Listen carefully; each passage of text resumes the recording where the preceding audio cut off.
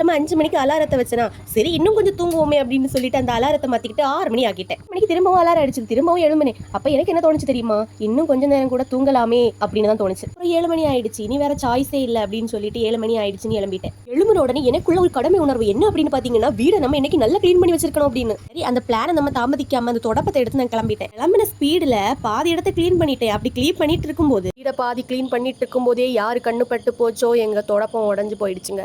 வேலை செய்யறது மனுஷங்களுக்கு தான் பொறுக்கலையோ என்னமோ, தொடப்பத்துக்குமா பொறுக்காது.